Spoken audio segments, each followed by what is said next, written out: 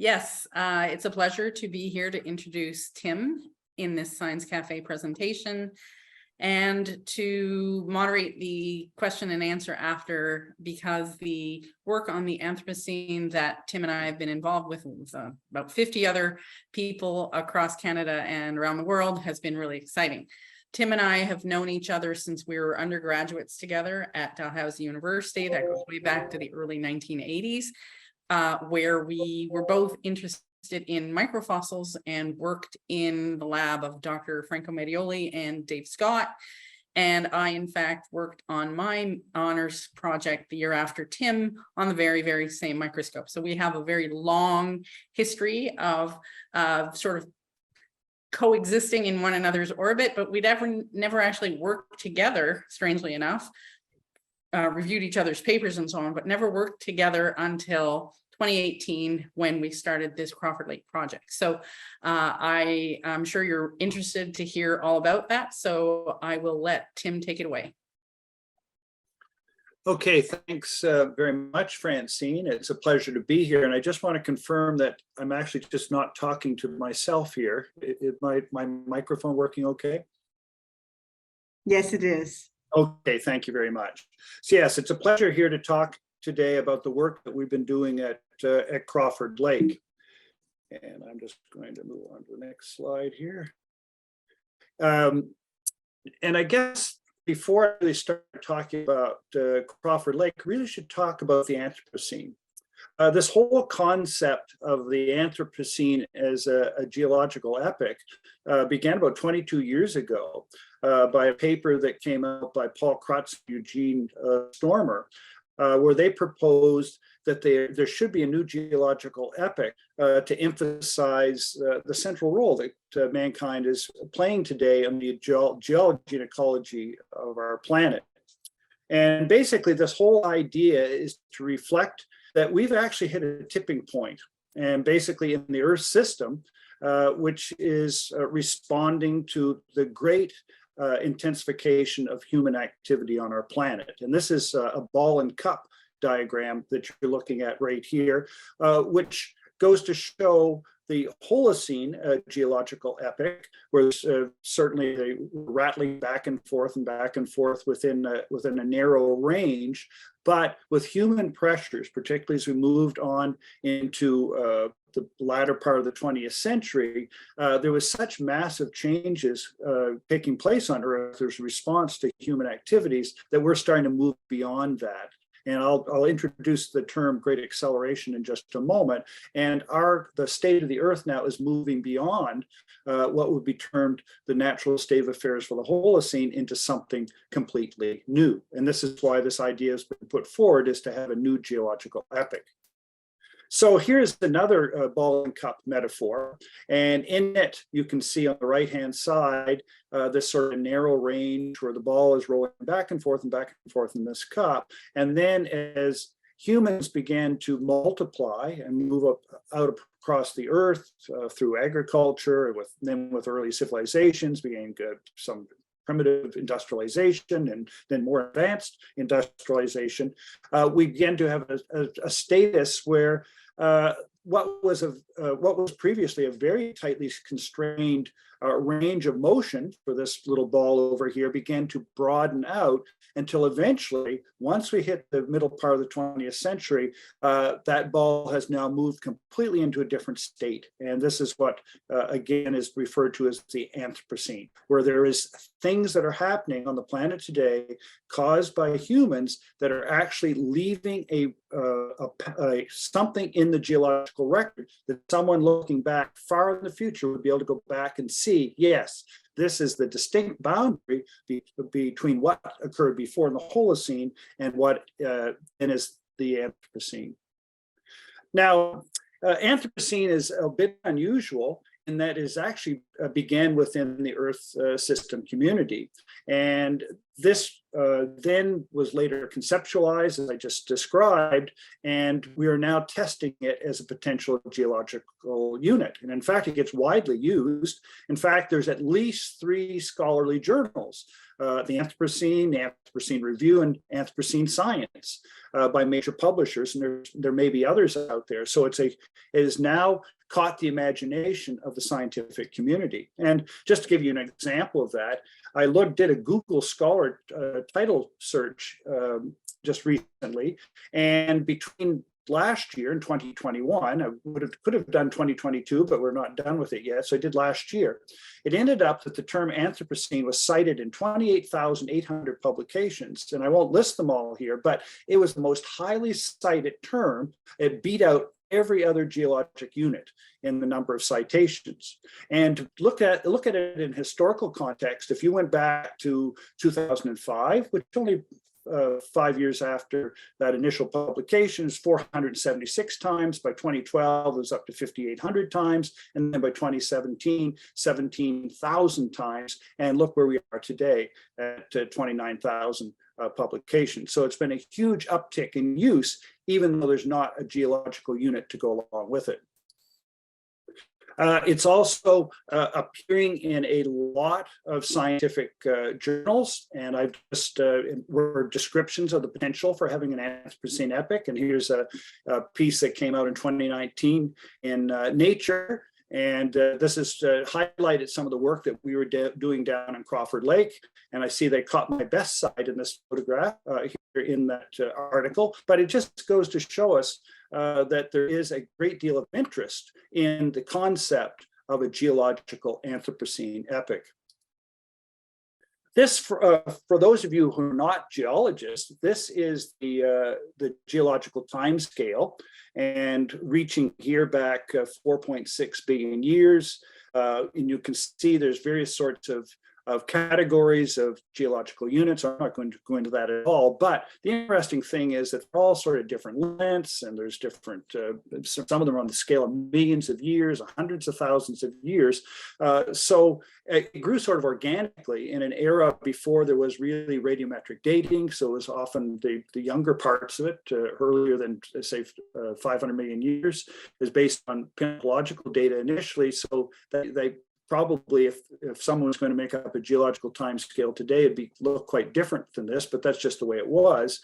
And then if you look away over in this corner, there's this little tiny unit right here, the Holocene, which is basically the last just over 10,000 years in here. So our proposed geological epoch would be sitting on top of that. And when I was a student, as an undergraduate, a lot of the professors say they found it hard to believe there was a geological epoch that was 10,800 years old, but here we are today looking at one that might be considerably shorter than that. So one of the big questions that was hotly debated with regard to the proposed Anthropocene is, when did it start? And basically, there's lots of different scales and different types of activities that people suggested might be responsible for the start of the Anthropocene. And this one right here is looking at human land use change over the last 500 years. And in this one, we can see that it certainly has changed a lot. North America had very little activity in 1500, and now it's extremely highly developed as we're today. But it's also other parts of the world, not much is going on. So if we're looking at an Anthropocene, we need to something that isn't necessarily diachronous. We basically want to see something that we could recognize all around the world at once. And so that's a very, very important criteria for if you're going to assign an Anthropocene, and it has to be something that's going to be preserved in the geological record. There's been suggestions that it might be start with the beginning of agriculture around 8,000 years ago. And here's a nice archaeological picture right here of a place I'd really like to go visit, Kaplıhoya in Turkey, which was founded 9,500 years ago as probably one of the first agricultural communities on Earth. But that again highlights the problem, is that this is in one part of Turkey and it wouldn't be necessarily reflective of things going on all around the Earth. So that kind of negates a basic requirement for an Anthropocene. So that one is probably too early and too narrow in the area of coverage. Another suggestion is perhaps 2,000 years ago, and this was with the rise of very widespread sophisticated cultures such as the Roman empires, classical dynasties in China. There was civilizations that were well developed in North America, and you can even find evidence of, for example, Roman metal smelting in various lakes throughout the Western Hemisphere, because there'd be lead that was released into the atmosphere. You can find it on Greenland ice sheets, but is it widespread enough that you would be able to reliably be able to find this? So that's kind of threw that suggestion out. Another one that was put forward by Krutz and Stomer in 2000 in the paper that I mentioned at the beginning of the lecture, suggested that perhaps the lower boundary might be in the early part of the 18th century. And this was during the rise of the Industrial Revolution. In fact, Lovelock in 2019 suggested that he would start the Anthropocene in 1712 with the invention of the Newcomen atmospheric engine, which is a very early practical steam engine. But again, these activities that we're describing here were pretty much restricted to Western Europe. It did spread, but again, it was diachronous over time. So then we come to the mid-20th century, and this is a time that has come to be known as the Great Acceleration. And there's lots of things going on that you could recognize in various records around the world, particularly ice records and with instrumental data. And I've just got some atmospheric gases here. Here's carbon dioxide sort of rattling along here through the late Pleistocene and then through the Holocene, and then boom, it takes off very sharply as we move into the latter part of the 20th century. Here's methane going along and then shoots up. Here's nitrates, again, they're moving around. So all these gases that had been, well, there had been changes going on, but over an extremely short period of time, they began to change rapidly. This term, Great Acceleration, has emerged as a preferred event at which to place the start of the Anthropocene.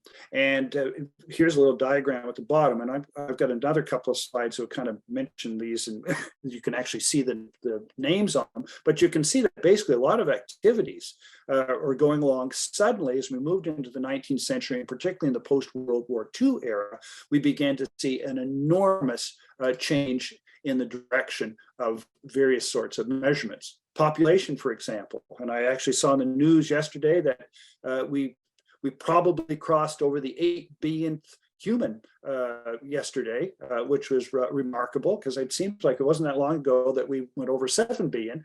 So this human population's gone up. All these sorts of things here, fertilizer consumption and large dams and stuff. These aren't things you're going to really see in the geological record, but they sometimes will create sorts of markers that will be preserved in the geological record. Changes that we might be able to detect that might be related to land use change and the things that are happening to marine ecosystems and greenhouse gases, biosphere, all kinds of things that would be associated with the Great Acceleration, such as markers of industrialization, which I'll talk about and show you an example of in just a moment. One of the major markers that occurred during the mid part of the 20th century was above ground nuclear bomb testing that began in the early 1950s. Of course, the first nuclear detonations occurred in 1945 at the end of World War II, but with a few years later, there was lots and lots of testing going on. And the associated markers of this testing, plutonium and carbon-14, are favored as markers because they spread all around the world in the atmosphere, fell into lakes and other sorts of water bodies, and they had piled on top of them, and they actually have left a record that will be in the geologic record for a very, very long period of time. So based on the idea of the Great Acceleration, this nuclear testing records around, the Anthropocene Working Group, or AWG, recommended in 2016 that the Anthropocene epoch be formally added to the International Chronostratigraphic Chart. And they recommended that some date in the mid-20th century be used as the base unit. So this is basically our geologic record here. So the Eon is the Phanerozoic, the Cenozoic era. We're in the Quaternary. We have the Pleistocene, which is subdivided. We have the Holocene that we're living in right now, which is about 11,800 years. And then supposedly a new geologic epoch to start somewhere in the middle part of the 20th century, around approximately 1950. Now, if you're going to have a new geological epoch, you need to establish what's known as a global boundary stratigraphic type. This section, these GSPs, or it's also known as a golden spike. And this is the reference point on a stratigraphic section, which defines the lower boundary. And these GSPs are determined by the International Commission on Stratigraphy. In the past, most of these have been based on paleontological changes, and you need to have a GSP for the Anthropocene. And here's an example I have right here. This is the Ediacaran, which is very old, over 500 million years ago in the past. And here is at the golden spike for this, right here in South Australia. This is the boundary that marks the base of the Ediacaran. And so these have been placed at various sorts of localities around the world. That definition process began in 1977. So far, there's 81 GSPs have been ratified, but there are only 2 of them in Canada, and these mark boundaries very earlier on in the geologic record. So it'd be a wonderful thing to have another one appointed to Canada. Now, there has been approval of by the Anthropocene Working Group to propose this new epoch. So within that subgroup, it's already widely used in geological context. As I mentioned earlier, it's widely spread in the literature, and it's also widely used in a societal context. And this is why I think it's sort of captured the imagination of the general public, and why there's such an interest in what would typically be sort of a dry process to establishing a boundary for a geological unit. But this is something totally new, and to have something starting that would indicate such a dramatic increase in human influence upon our environment that's actually being recorded in the geologic record is a significance. And it's also occurring in the context today. We have COP27 scores go on in Egypt. And so these are the sorts of things that people really would like to think about, and to help us draw attention to a lot of the environmental issues that are going on today. So the Anthropocene Working Group, they need to define this epoch with the establishment of the Anthropocene golden spike. And so as a result, many people around the world have been looking for sites which might be analyzed, which might provide the information required and establish a suitable site to be designated as this golden spike. Now, there are presently 12 candidates have been proposed for the Anthropocene golden spike. And the criteria is that they have to have at least one primary stratigraphic marker that can be used as a reference point that then can be correlated to other sites around the world. And by one of these primary stratigraphic markers, it needs to have evidence of nuclear testing. It needs to be in that stratigraphic record. It also needs to have a primary record of the Great Acceleration. And the most important primary indicator of that is something called spheroidal carbonaceous particles. And I'm going to talk about those just in a second. And they are clear indicators of industrialization. So these are the various sorts of sites that are under consideration for the GSP today. And this is the sorts of sites that they are. They vary from lakes to corals to estuaries, so a wide variety of locations. So here is an example of the nuclear testing marker that needs to be present in the stratigraphic sections that would be pointed as a GSSP. And this diagram shows along the axis down here, you can see in the 1940s, here we are in the mid 1950s, early 1960s, there was a huge spike. In this case, what we're looking at is radiocarbon 14, and we're looking at both from Austria, and we're also looking, which is sort of the purple, and also in the, we're looking at a red, and that's from New Zealand. So Northern Hemisphere, Southern Hemisphere, and they both show this huge uptick, which is related to, sorry, go back here, uptick, which is related to nuclear testing. And we'd see the same thing if we're looking at plutonium data as well. The other major marker, as I mentioned, are these spheroidal carbonaceous particles. They also are known, more easy to say, SCP. And here is a scanning electron micrograph of an SCP on this diagram right here. And here is shows the big uptick in SCPs as we headed into the beginnings of the Great Acceleration, and then with installation of scrubbers on a lot of these systems, SCP levels fell down. I've got a photograph right in here, which is sort of against this.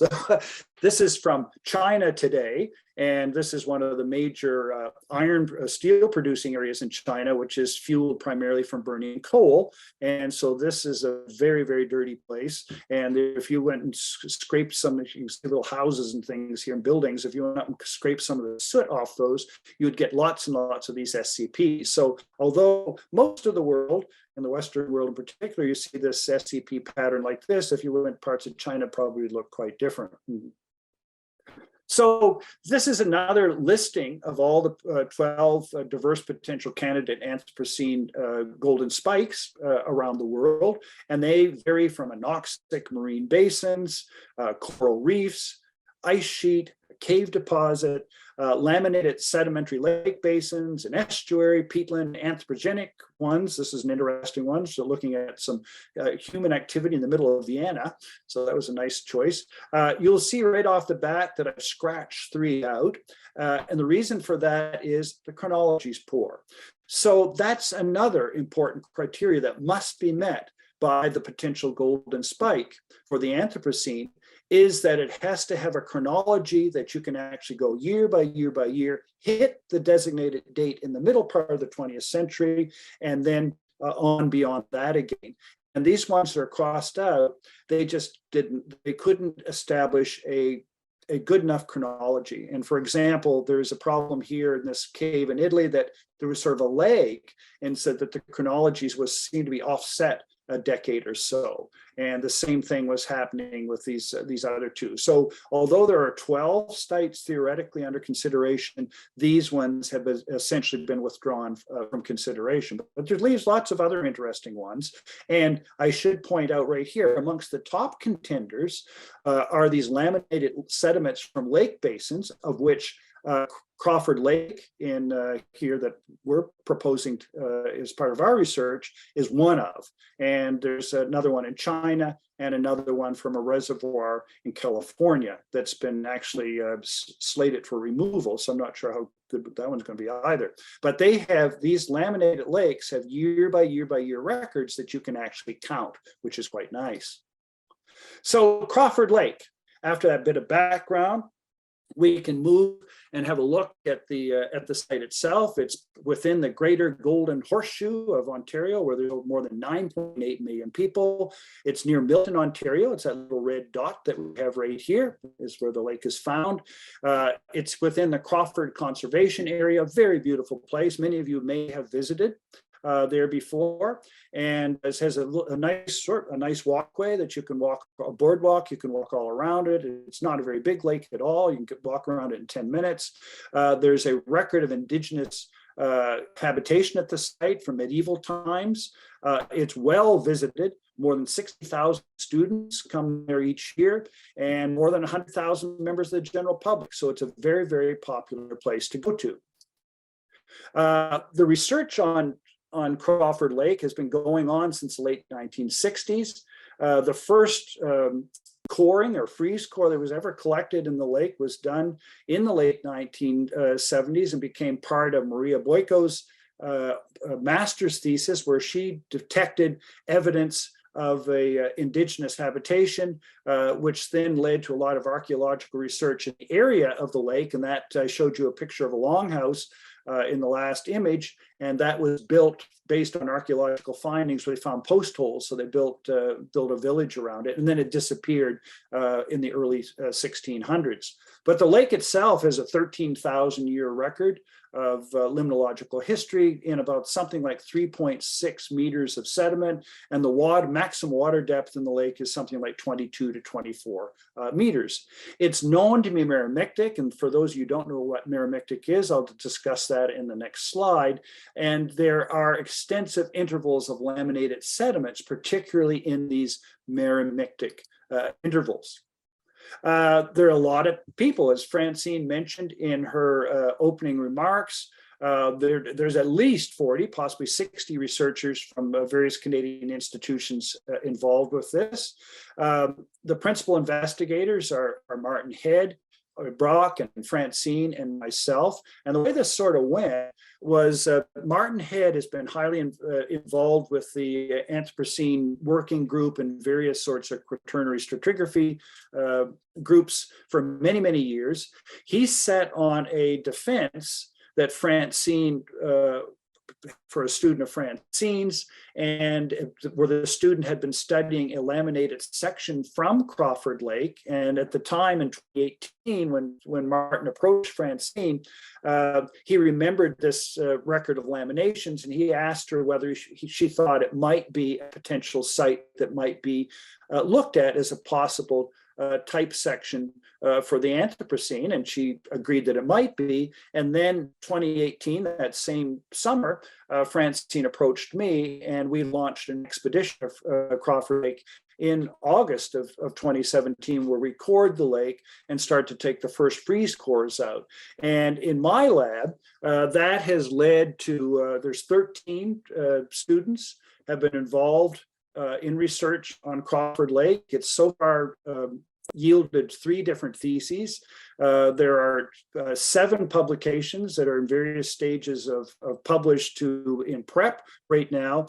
And the responsibility that's going on in my lab is, first of all, the freeze coring itself, and we'll look in a moment and see why that's so important. Also, I have a cold room, so I curate the freeze cores. We also do all of the high resolution imagery that was done on the cores, as well as the various subsampling, high resolution paleoecology, looking at phytoplankton and so on, and looking at these laminations that we find in the lake, doing a time series analysis. So first of all, here is Crawford Lake coring. And here, so this is in 2018, August 2018, and we are out on the lake taking some cores. Some of those didn't turn out as well as we hoped, so we came back again in the wintertime, and here is a tripod that we have, and this is a freeze core. I've got a tiny little video that I want to show you just a second. I think will give you a good idea what goes on with freeze coring, but as I think you'll be able to see here, look at these nice laminations that are in here. Each lamination represents what they're called a varve, and they are made up of a dark layer and a light layer, and they're laid down in a single year. So let's have a look here then. Oh, and I was going to show you why freeze coring is so important before I show you this video. Conventionally, when we go into lakes, the easiest type of cores that we can collect are called gravity cores. And here's a gravity core going in right here. So there was some attempts at collecting gravity cores through the ice that day we were there in January or in February of 2019, and they came up, they looked okay, but the problem is the cores in Crawford Lake are so gassy that this headspace that we had right here with water, the core actually floated up. There's the water down here and began to flow over the top. And when this core was just sort of laid out of sediment, you can see there's sort of laminations in there, but you'd never, ever be able to do anything at very high resolution trying to work on a core of that nature. So they're so gassy, they're so soupy in this colloidal soup, the only way to really work with these is with a freeze core. And here's this little video to show you our freeze coring operation, courtesy of Mercury Films that were out with us that day. Keeping us on the point. Stop.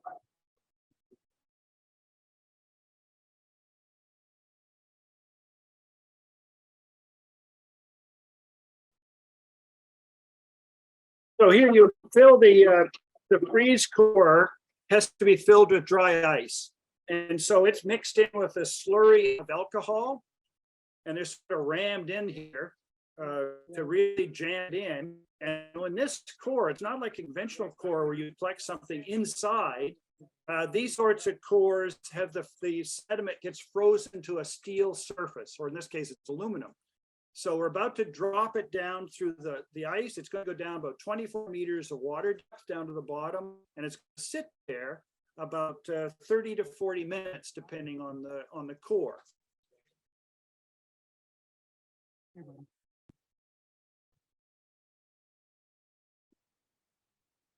There's a drone followed the core down through the water column. And what you're seeing is the dry ice is gassing as it goes down into the depths. And you see it all bubbling on the surface. So this is all the dry ice is sublimating. So it's going to sit here for about 30 minutes or so. I think we're looking. Well, you look, let me pan this way, just Give us just one more minute, just so we can see it. Yeah. Yeah. The last one. Yeah. Hold that first, and then nothing fall out. Keep it tight. Put it tight. And it's like when you put a freeze core in, it's like putting a fence post in, so with concrete. So by the time you freeze all the sediment to it, you need to have a big tripod and a winch in order to bring it up. And the rope that's on a mess there is the safety cable. Got a big one. oh, nice. All right. It's a great one, man. This is very good. Yeah. Oh, now it makes sense. I see them. You see all these nice laminations. And again, they're called barbs, and there's a dark and a light layer with each one, and they're deposited each year. The units above this, the sediment layer are really clear. Okay. So that's the freeze coring, and you can actually see them very clearly coming right straight out of the lake, where you can recognize these layers. Whoop. So you have to move on to the next one. Oh, it's hard to get out of there. And so the first job we do, when we go back to our lab, is that we would photograph these very carefully with scales alongside them. We generally will make a sketch, and we also x-ray the core. So we did that with every core that we had. Now, I think before we go further with this, we need to talk about what's this nature of the laminations are in here. And I mentioned the word meromictic a minute ago. So in a typical lake, they're typically called a dimictic lake. So lakes in this region will typically have four sort of phases through a year. You have a spring when the water temperature from top to bottom is more or less the same, around 4 degrees Celsius. And so you'll have a free mixing between the surface and bottom waters that are driven by wind. As you move into the summer, though, there's still a bit of wind going on, but that surface waters begin to warm up, and we have a boundary layer called a thermocline.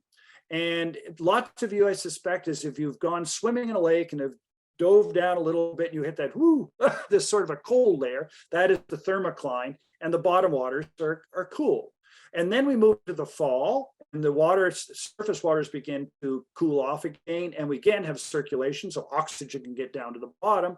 And then in the wintertime with ice, we have again a thermocline, but this time it's warmer at the bottom and a little cooler at the top.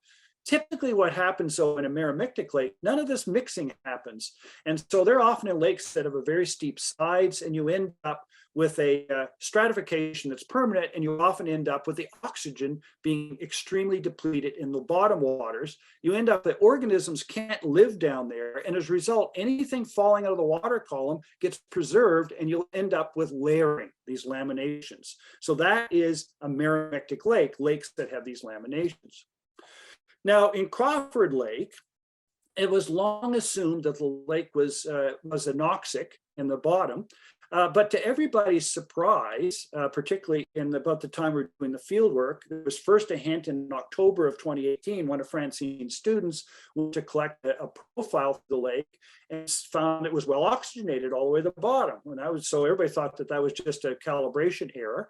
But here we are on the ice. This is Mike McKinnon right here, lowering a probe through the ice. And once again, it was confirmed that the water was well oxygenated all the way to the bottom. It ends up that what is happening here is that we have a recharge going on in the water column through the sediments that are the dolomitic rocks that are around the lake, and it's carrying in very alkaline waters or into the bottom of the lake. And that is what results in the stratification, which is about 15 meters down, a chemocline, but it's very alkaline. And because of its alkaline, it's a lot like some of these lakes that we see out on the prairies, which some organisms can live in. But here in Crawford Lake, the organisms that are living up in the shallower waters of the lake, they do not like that alkaline waters. And as a result, they don't go down, and we end up with this meromixis. It's well oxygenated, but it's the chemistry is keeping the other organisms away. It ends up also, I mentioned that we have varves that are deposited annually. We also have these sort of the summer layers, which are made out of calcite, and we have winter layers that are more organic. Now, the calcite sedimentation, it occurs only for a few weeks each year when the water temperatures get above 15 degrees Celsius and the pH falls within a range above 7.8. And then in the winter time and at other seasons of the year fall, that the water temperatures fall off, the pH begins to fall off, and we do not have preservation. And here's what we see. This is the lighter colored calcite layers right here. This is a very thick year right here. Here is the other part of the year right here where it's darker organic sediments. Here's another year where it's not nearly as warm or dry as we have that year, and so on. So you have dark, clear, light year every year. None of them are really the same to each other, but so preserves a really excellent annual record of limnological change in this lake, which you can actually date. So which brings us back to the work that's going on in our lab. This is a picture of Kristen LaFond, who took on the task of what we have the cores back in the lake of imaging them. So we would rip a core right here. Here's her photo set up right here. She would shoot it in centimeter, move it along this rail 1 centimeter at a time, then stitch the images together in Photoshop. And the reason she only moved the camera a centimeter at a time is to get rid of barrel distortion from the image. And so she made this beautiful record we have right here.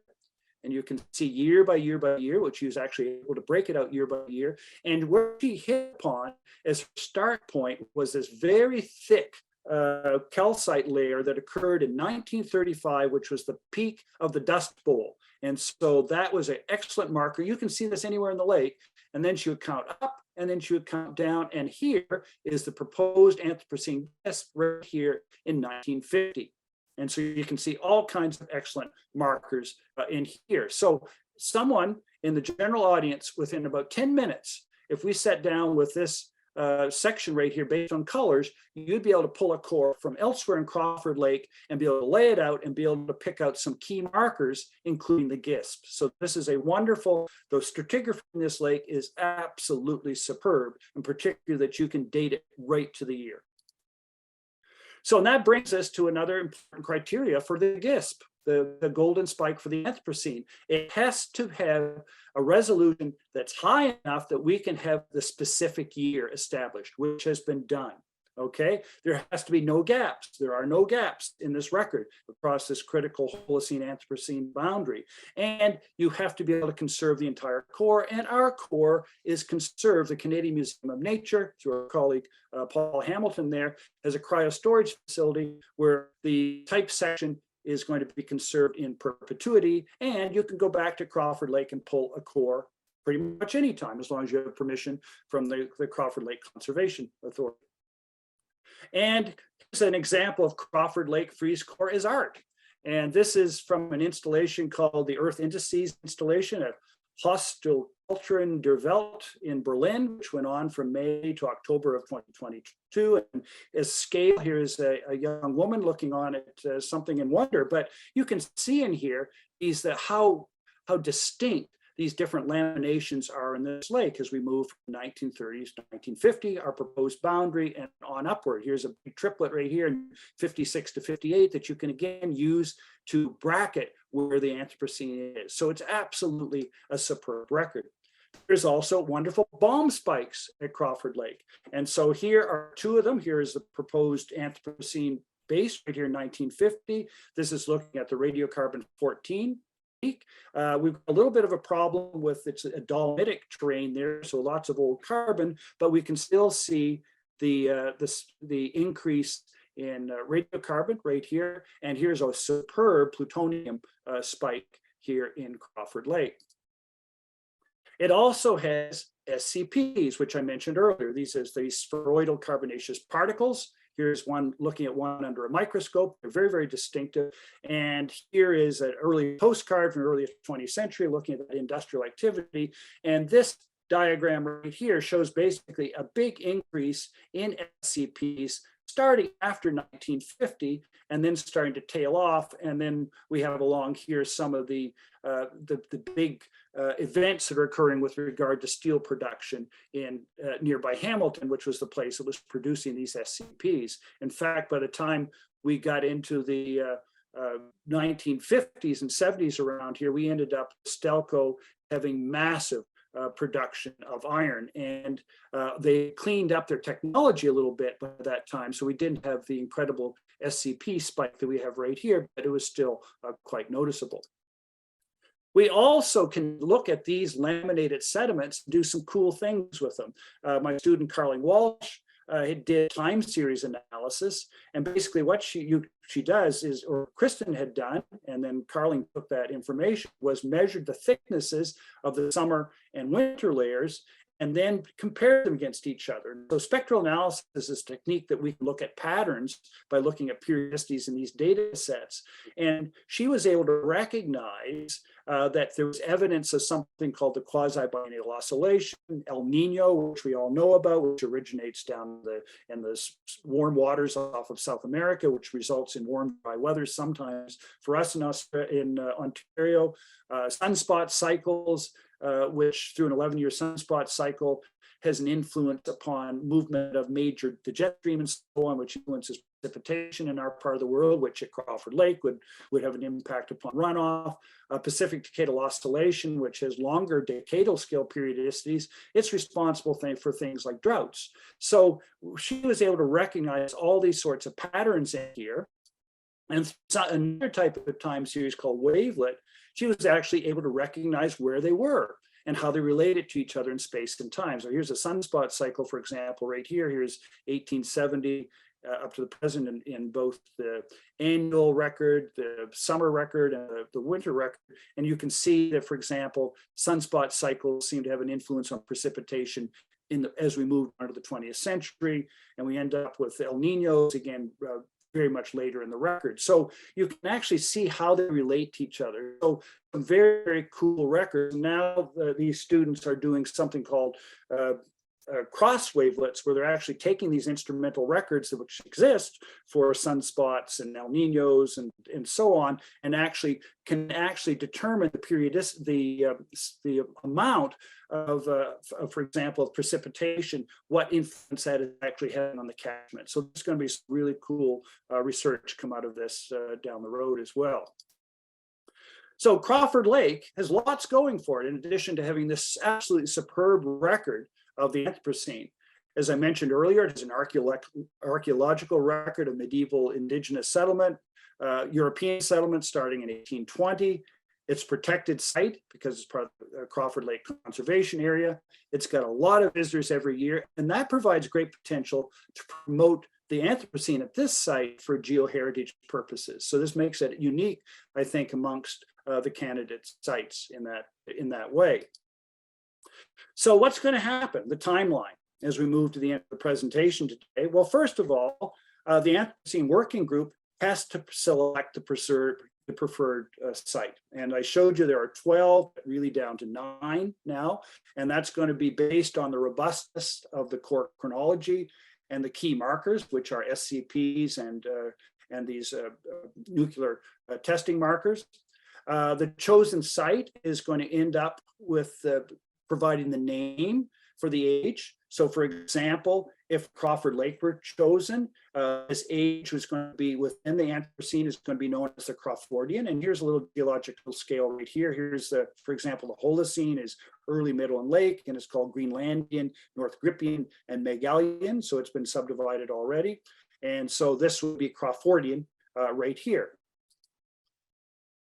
So the timeline is that they have to vote on the site. The vote as advertised for the information that was given out for this was December 8th, but we were at down around Crawford Lake last week for a media event, and it was determined that that was revised last week.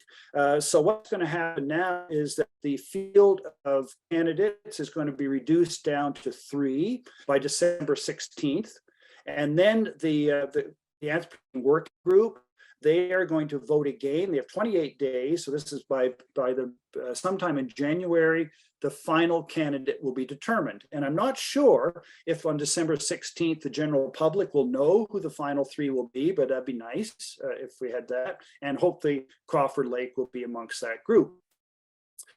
Then that's not over. Then the proposed Anthropocene group has to be voted on. So it's been approved by the Anthropocene Working Group. It then has to go to the Subcommission on Quaternary Stratigraphy. It has to receive a 60% approval to go forward. Then it goes to the International Commission on Stratigraphy, where again has to have a 60% approval. Then it must move on to the International Union of Geological Sciences, where it again has to have a 60% approval. And then finally, if it gets through all these hoops right here, it will be part of the International Chronostratigraphic chart that I showed you at the very beginning of the lecture. So to conclude then, the Paleolimnological Archive in Crawford Lake is really good. We have a sub-annual record of both winter and summer, and it shows a record of these natural and anthropogenically driven changes that are very clear. For the great acceleration and nuclear testing occurring at the proposed mid-20th century, and we're saying about 1950. And as such, it is a strong candidate to be considered as the global boundary stratigraphic stratotype and point for the Anthropocene. So thank you very much for your attention. I'm happy to take questions.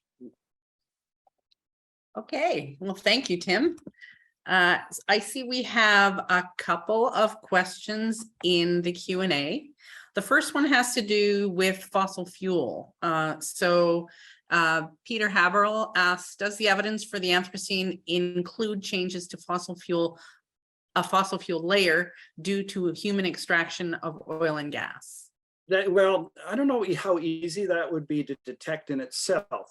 SCPs stand in for that because you're burning fossil fuel, coal, and at very high temperature, and fuel oil as well, in industrial purposes like making steel. And so that's what produces, and that SCP, they're very durable. And this is why the Anthropocene Working Group determined that these SCPs should be a key indicator for the Anthropocene. Right. That brings us to a question on the Holocene. Jill Puxty has a question about asking what factors delineated the beginning of the Holocene as opposed to the Anthropocene.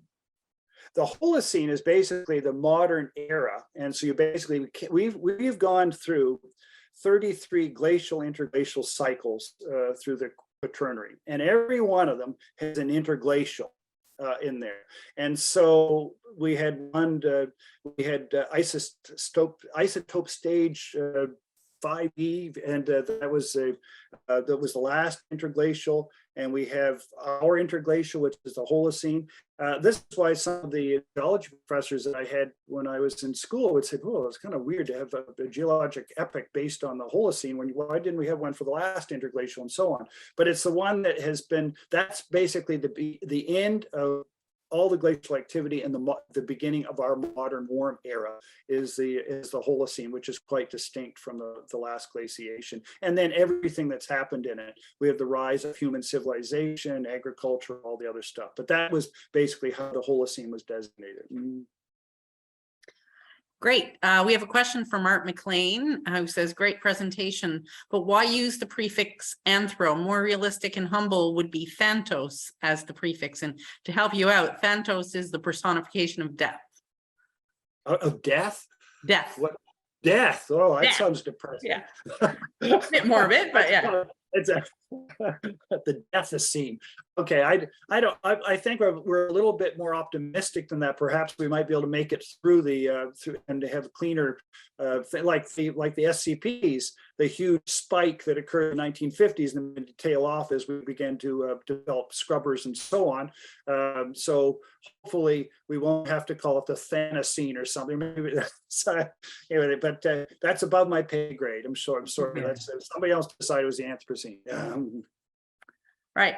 We have an anonymous attendee who has a bit of an issue with the assumption that all laminations were formed annually, and wonders if the varves or some of them could have formed by increased influx of sediments into the lake by floods after rainfalls. Well, this has been studied in great detail by Francine's student area, and so that's an issue with some of the candidate sites, in that they cannot definitively say that these are annually deposited. Okay, so that's a problem with some of them. They're laminated, but that's an issue. Are they just runoff or something? Here at Crawford Lake, there's been a great deal of research, and Francine will be able to describe it much, much better than I do, about the exact temperature and pH that's required for precipitation of the calcite in the water column that sinks down to the bottom, and for the exact conditions that are required for the organic layers to be deposited. So these are very well delineated. We see them back at least to 1870 when we definitively know that these are deposited annually. And so we're very, very confident at this site that we're not looking at a flood. And if we were looking at a big runoff, you'd see different sorts of grains. We are looking at these at pixel scale. So we are extremely confident that we're looking at annually laminated precipitates with the calcite, and they just jump out at you, and these darker organic layers that then we can examine with time series analysis and so on and recognize patterning. So we have, and plus on top of that, we have all our SCPs, we have our nuclear tests and so on. And so we have multiple lines of evidence that we are looking at annual deposition in Crawford Lake, which makes it such a superb candidate to be chosen as the gift. And we even have a lead-210, cesium-137. We have independent lines of chronology to help us out. But yes, as Tim says, my group has spent a lot of time proving exactly how these form, that they are annual, and that they will form into the future. But that would be a whole other talk. And if Crawford Lake moves forward, I'd be happy to give a Science Cafe talk myself. But again, it's a whole other talk. And I'm going to skip ahead by one question and go back to it, because there's a question about how many cores that have been taken in the lake basin, and are the correlations between them definitive? And you think you can riff off what you were just saying to answer that one? Absolutely, yeah, because I can't remember the exact number, but it was at least 3 or 4 every time that we've gone there. And then and what you do is you pull the cores up, and I showed you the beautiful section after Kristen had ripped it and smoothed all the surface and so on, and you see these thicker laminations. You see triplets. Remember, I showed you the ones in the late 1950s. You can see the very thick layer in 1935. So across the deeper part of the basin in Crawford Lake, where it's meromictic, and you have the and you basically have this chemocline where you don't have bugs, organisms down there, those laminations can be correlated superbly from core to core to core. And as I mentioned at the end of the talk, we could provide training to anybody in this room within about 5 minutes that they'd be able to go into this lake, pull a core from the lake, lay it out after we showed you the stratigraphy. You'd be able to pick out these key boundaries right away. So this is, again, the correlation for any future core. And that's what's going to happen in the future, as Francine mentioned, every year. There's a new varve laid down. So you could come 100 years from now, collect a core and look at all the stuff that's going to happen in the future, and then easily get back and find 1950. Right. And how can you tell the difference between man-made and naturally occurring carbon particles? That's from Jingquan Wang.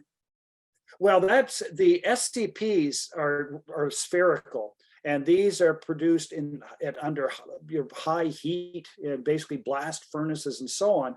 Whereas the other sorts of carbonaceous particles, I think like charcoal is what I'm thinking. And so that's like little fragments, micro charcoals and macro charcoals. And I don't think there is such a thing unless it's, I don't know what natural environment is going to produce an SCP. Francine, any? There are no naturally occurring SCPs. There are similar things that happen when you have asteroid impact, but they are distinct. And that's why we look at them under the microscope under very high resolution, and they are distinguishable. So these other kinds, but yeah, they're really not similar to natural types.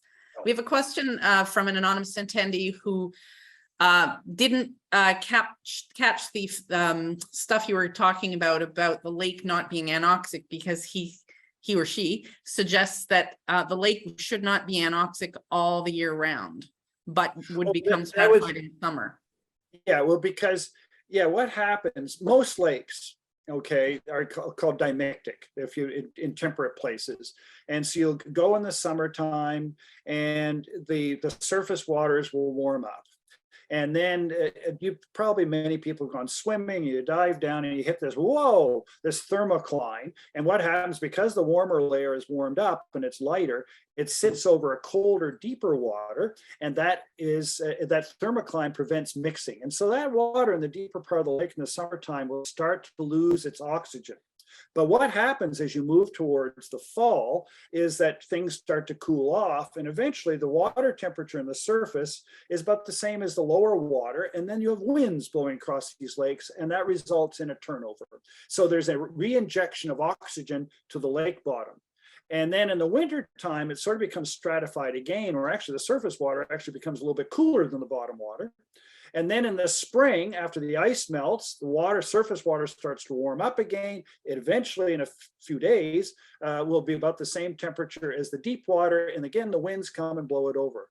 But what happens in this rare type of lake, the meromictic lakes, is that they're generally small. They may have sort of like high cliffs around them or something like that, that results in the winds don't really turn them over in the fall and the spring. And as a result, that stratification becomes permanent. Now, in the case of Crawford Lake, it's not turning over, but in this case, it's a significant part of the chemistry of the bottom of the lake. So there's not much the way of winds, it's small and round, and it's got a cliff around it, but it's this chemistry is very, very different. And that's what's keeping the organisms from going down into the deeper water. The oxygen's fine, okay? So it's getting mixed, but it's just the chemistry of the water is such that it's precluding organisms would like to go down there and take advantage of that nice organic rich mud, but they can't get there because it's just it's that alkalinity is keeping them away. Mm-hmm. Right. So it's never anoxic. It's never ever anoxic. It doesn't get anoxic party, or it never becomes anoxic, which is a key thing. Another question from Jantun Wang: are there any elements associated with human activity like iron, copper, etc.? Chromium? That's actually in the paper we just submitted. Yes, yeah. So there's lots of different things in there. Yeah, the paper's just in there. Yes, there are. So, yes. Yeah, we just submitted that, and yeah, right around the base of the Anthropocene, we have lots of lead, iron, copper, and so on associated with human activity. Airfall. Yeah. Yeah. There's a question from Clinton Tippett. Is there a fringe around the margins of the lake that's more dominated by clastic input? It's a dolomitic terrain, so it's not typical clastics that you find in that environment that you'd find in a sandstones or something. So Yeah, it's, there's very few silicates. Yeah. Joe Holmes asks if there's a marker for the core associated with the 1990 Hagersville tire fire when it burned for 17 days. And I hadn't really thought of that, but it is possible that we have such a record. And yeah, I'll have a look at our SCP data to see if there happens to be a spike there. Interesting. and you Could can't well be because prevailing winds would bring it there. Yeah. Yeah, so something to look at, and it, it depends on how, how major it was, but it's different parts of the world, SCPs are still being deposited. As I say, parts of China, which are just abysmal, with how many new coal plants being built all the time, and like an early 20th century, steel plant, the technological equivalent there. So anyway, I bet you the SCP record in China, there's lots of new ones being produced there if you went into some of these lakes. So it's as though you had anticipated the next question, but Jill Puxty asks, if a site in China were chosen, would their extra air pollution skew the research?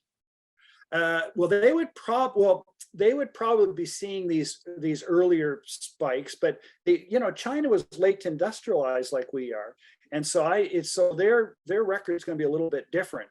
I haven't actually looked at the results from the Chinese lake. Francine, have you seen their SCP records from that? Yeah, their SCP, they have a strong SCP record, but yeah, there is the potential for skewing of records anywhere you are, if you're very close to a local source. But the site in China is really quite remote. It's in the northern part of China near the Korean border. It's in a national forest. It's relatively protected from industrial sites, at least at the current time. Yeah, but elsewhere in China, yeah, I suspect the record would look very. Yeah, exactly. Yeah. Another question from Peter Haberl asking about the name.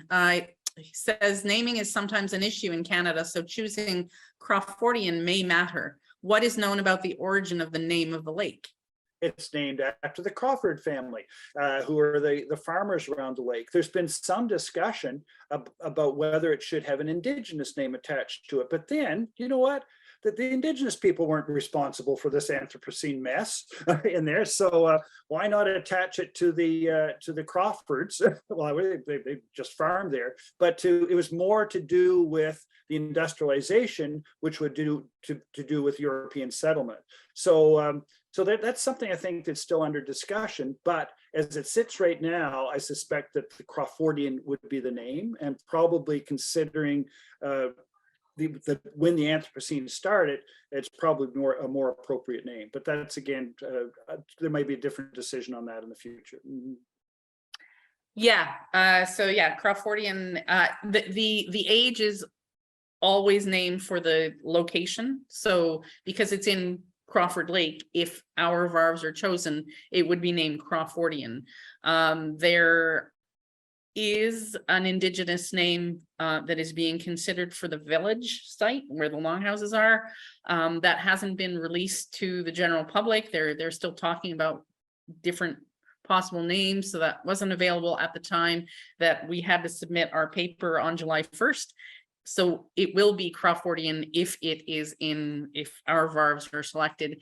And as Tim says, they are the colonial people who had a big impact on the lake, as you know, and we are probably better to name the Anthropocene not for the indigenous people who were here 500 years before, but for the colonists.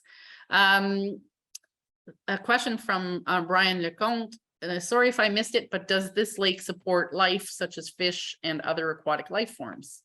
Yeah, it was they, over the years, the Crawford family changed the ecology of this lake considerably. They introduced various sorts of trout and smallmouth, bass, and all kinds of things. So yeah, it has fish in it. And so if they live in the shallower waters, again, the deeper waters of the lake, they're 15 meters down. So and most of the lake bottom is actually well within that boundary. So there's lots of places in this lake where there's lots of things living on the lake bottom and in the water column. So it has a good ecology. And if you walk around it, you'll see there's snapping turtles in there. It's a wonderful thing to visit.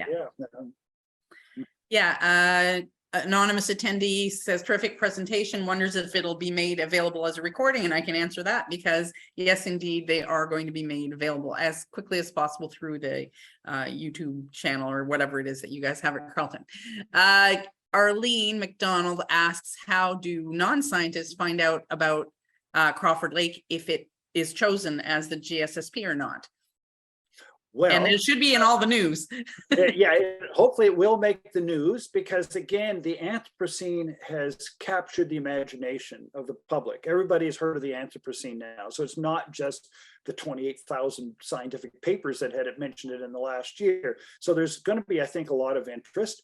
And there are big plans by the Crawford Lake Conservation people that if it is chosen, that they're going to really work that into the signage around the lake. They're going to have an interpretive center that will be to really provide education for the general public and the students that come through that place. So don't worry, there'll be lots of opportunity, I think, for the general public to be aware of what is the significance of the Anthropocene and why Crawford Lake is so special in the context of the Anthropocene.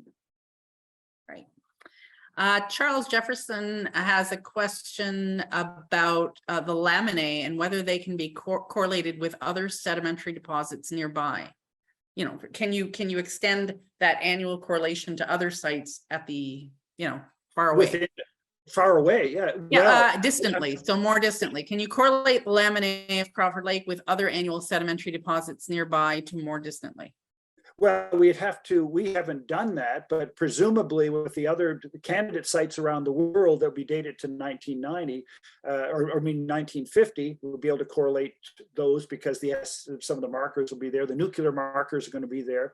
And I presume that if someone went into a nearby Merrimack Lake and put the same effort that we put into Crawford Lake, that they might be able to do the same thing. But boy, what a lot of effort to go to do that. We could collect a freeze core. I know that we could subsample. We could do some lead-210 dating, and we could then subsample, send off, and get plutonium done. I'm sure we could find it. But Crawford Lake, it's the gold standard right now, I think, for analysis at this resolution.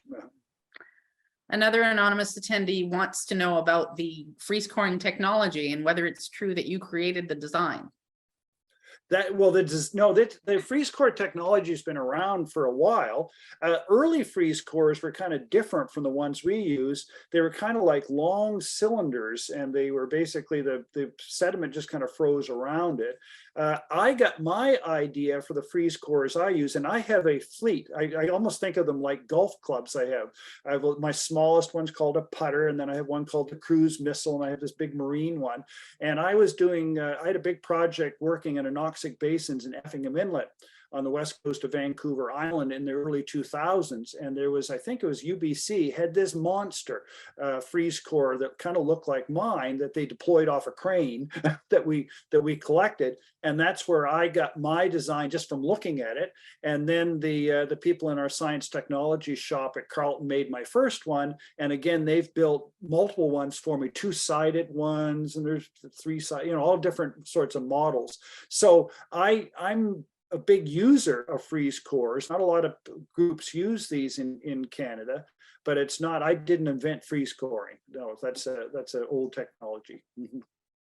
So Clinton Tippett has another question about the clastic fringe, wondering whether there aren't glacial deposits on top of the carbonate bedrock that wash into the lake. I haven't walked around. there. I'm sure there's some glacial deposits somewhere, but they're not significant. It's mostly, from what I've seen, is primarily a sort of this dolomitic rock, and then there's soils. And so if you have a big rain, some of this soils are going to get washed into the basin, but they aren't making it to the deep water. So I don't think it's a big deal. Yeah. In there. So yes, the glacial material was washed away by a massive flood, so that right at the surface, there's almost no soil around Crawford Lake. And you see cedars actually growing into the cracks in the bedrock, but the soils are super, super thin. And the only place there are thick soils is up on the hill, the edge of the catchment where the indigenous people farmed. They farmed there because that was the only place that had a lot of thick glacial material. And he has another question about, if you were scuba diving along the bottom of the lake, would you see anything unusual? But I'll just answer, you wouldn't see anything because it's too dark.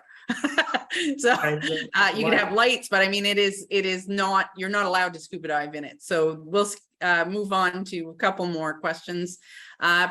Peter Haberl has a question about how long the record from Crawford Lake goes back. Does it show the evidence of the first indigenous people? Well, the record of indigenous people, and that showed up with this student of Jock McAndrews in the early 1970s, who was actually Francine's master's thesis supervisor. So Francine's had association with this for a long time in there. So they got a freeze core. She found some evidence of maize cultivation down in that core. And then coupled with that, the Crawfords had been finding lots of indigenous artifacts around there as well. So that sort of led to this sort of an interest in looking at the archaeology of the site, which led to archaeologists like Bill Finlayson and so on, becoming involved with research in the area, which eventually resulted in the building of this replica of the they call it the Iroquois village, but I don't think they're really sure exactly which group was actually responsible for that. There's many different groups in the region around there. So these cores, you do find that, and in fact, after we're done with working on the Anthropocene bits, we have core records that span back through the indigenous habitation, which is started somewhere in the 13th century. Our new radiocarbon age model suggested a little bit later than what they thought before, ended in the early 16th century with a hiatus in the middle. And I'm really interested in that because we have a great age model. We have annually laminated deposits through that entire interval. By looking at time series analysis, I'm hoping that we can go in and detect, are there any climate signals in there that might have caused the people to move away for a period in the middle. Francine suggests that perhaps there was some major flooding or something going on, drove them away. So we're going to jump into that aspect of it with both feet to try and understand a little bit better about this earlier habitation, which was long over before the European settlers moved to the area in the 19th century. So they've been gone for 200 or 300 years by that time. Just two more questions on the roster, three more. Joe Holmes has a comment. He read a book under the cloud about the history of US atomic testing, and Kodak company in Rochester realized they were warned that there was an atomic test happening because it ruined new camera film. So that's just a comment. What it was like to live in the 1950s. Yeah, under your desk at school. Yeah. Yeah. Alice Chang has a comment. Great presentation, Tim. Asks if you're seeing seasonal patterns in the assemblages of microfossils that vary annually over the time that match the historical climate data. So you can see, you know what? Alice's training coming in here. Alice was my PhD student. So nice to see you, Alice, or not seeing you, but hear from you out in BC. I felt bad today because it wasn't time for me to report on the work that was done by Matthew Marshall and working with Paul Hamilton, the Canadian Museum of Nature. So Matthew's my PhD student, and also Emily Farland Williams. And they looked at annual resolution from 1930 up to 1980 and looking at these changes. And it was just, I had to leave it out because it was too complex, because we're looking at sort of global influences. We saw acid rain influences. We saw them build the boardwalk. around the edge of Crawford Lake by slight changes in the catchment. So these the microfossil record in this lake is absolutely superb and a key part of the story that we're trying to tell. And I'm sorry I wasn't able to fit it in today.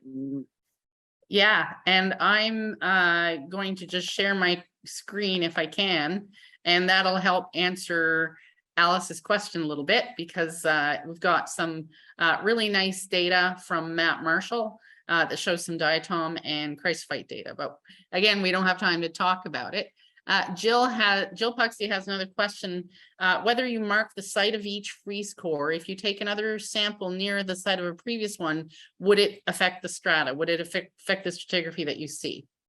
These freeze cores are, they're not that big. Okay. And what happens, you take a core, you'd have to drop a core right on top of where it was, which I think would be very, very difficult. And we haven't collected all that many in the basin. And so they literally just close right in behind themselves and you pull it out. So it's not going to disrupt our stratigraphy that we're looking at in there. You find cool things with leaves in there. You'll see them that fell to the bottom of the lake and are preserved. Goose poop. Goose poop. Jock McAndrews, I was going to say, wrote a paper about during the time when the indigenous village was there. They must have been the flocks of geese, must have been something, because you look down through that interval and you'll see the stratigraphy and then a big blob of goose poop, and then so the stratigraphy going over top of it. So we find these when we're down in that interval. So, but yeah, no, we're not turning this into Swiss cheese No. down there. So it's not. We're not too worried about that. Mm-hmm. And the last question we're going to be able to take is from Clinton Tippett. Are your inferences about climate controls on the laminations supported by correlations with tree rings and their growth patterns? Well, we haven't directly connected them with tree rings. That'd be a good study. What we're connecting it with, though, because we have it, is the instrumental record. And so we've identified the exact year that we have different sorts of thicknesses of layers in there. And we have the instrumental record of precipitation and temperature and so on, which is extending back into the late 19th century. So there's another paper in production right now doing cross wavelet analysis, where we'll be able to actually take that laminated data, take the instrumental data, look at what the particular drivers that we're interested in, precipitation, El Niños, whatever, and then sort of allocate the contribution of these different drivers to what's going on within the lake catchment. So yes, we can, but we haven't correlated it necessarily with local tree ring records. That could be done. Right, and I'll just say that as Kristen and Carling work on their paper about the pre-instrumental record, because they're going to be looking at the indigenous interval where we have really clear varves of varying thicknesses, and at that point, comparing it with the tree ring record will be really interesting because we no longer have instrumental records. And Doug Larson, who was at the University of Guelph, did a lot of work on the tree rings in the cedars that grow out of the escarpment. So there's a lot of local tree ring record to compare with. So I think that'll be an important part of the ongoing work. Yeah. So yeah. So I think we've answered a lot of questions, and we have other things to go on to, I'm sure. Yeah, There's there's been such great conversation. I knew it would be good, but I didn't know that it would be this good. I think with the numbers that are still on the webinar session, we could probably go for another half hour. Sorry to have to cut it off, but the webinar is going to bounce us out here shortly. I just want to thank you both very much for such a great presentation and facilitating such tremendous conversation today. I know that there's probably another, I don't know, I'm going to say 2 or 3 Science Cafe sessions around this topic. And it would be our pleasure to welcome you both back for updates about this, this great, epoch and the announcement that's going to follow in the coming months. Yeah, if weeks, not weeks. Yeah, it's so exciting. You know what, this is like the opportunity to become involved with such a project that literally can be the culmination of your entire career to have this sort of work go on. So we're excited. we're fingers crossed. That's all we can do at this stage. We've done all the research, that the papers are in, and now it's up to the Anthropocene Working Group to come to a decision. And so we hope we get a nice Christmas present. No. And you've got just a couple. I'm going to close out with great talk, fascinating historical and scientific evidence. Hope Crawford Lake becomes the golden spike. And thank you very, very much. So we'll close out on that.